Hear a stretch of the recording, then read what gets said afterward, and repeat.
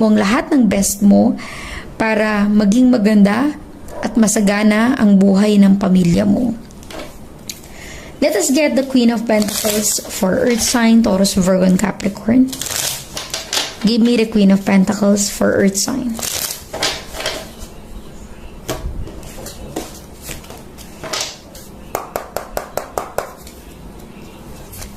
You have the Six of Cups, a water sign. Maaring ikaw ay involved with a water sign, Cancer, Scorpio, and Pisces. With the Six of Cups, water sign, I'm really getting here. Maaring ang iba sa inyo, even though maging maganda na yung buhay mo, yumaman ka na, makilala ka na, nafe-feel ko na kaya mong mag-look back sa nakaraan. Yung tipong kaya mong tumanaw ng utang na loob sa iba.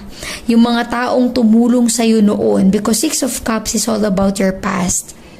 Yung mga taong nagtiwala sa'yo noon, kaya malayo yung narating mo sa buhay.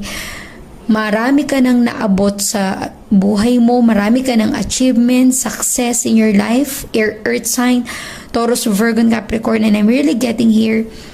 Maaaring ang iba sa inyo will look back sa iyong past. Maaaring ikaw ay tumulong sa mga taong tumulong din sa iyo noon. Possible na ang iba sa inyo makikipag-meet with your childhood friend, childhood neighbor, kung ano man or kung sino man yung involved sa iyong past. There is something na para bang special na you want to take a look back sa nakaraan mo for sign. I mean, earth sign, Taurus, Virgo, and Capricorn.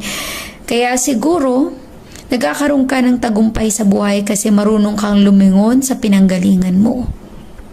At hindi mo sila nakalimutan.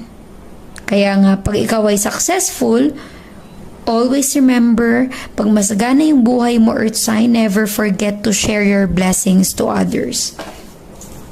Let us get some Ace of Swords for Earth sign, Taurus, Virgo, and Capricorn. What is the Ace of Swords for Earth sign?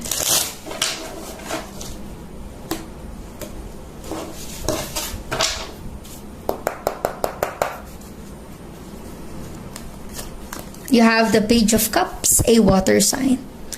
Be ready. You will receive a message from someone, okay?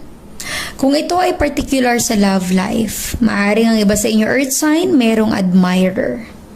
Okay? Meron kang suitor, manliligaw. Meron kang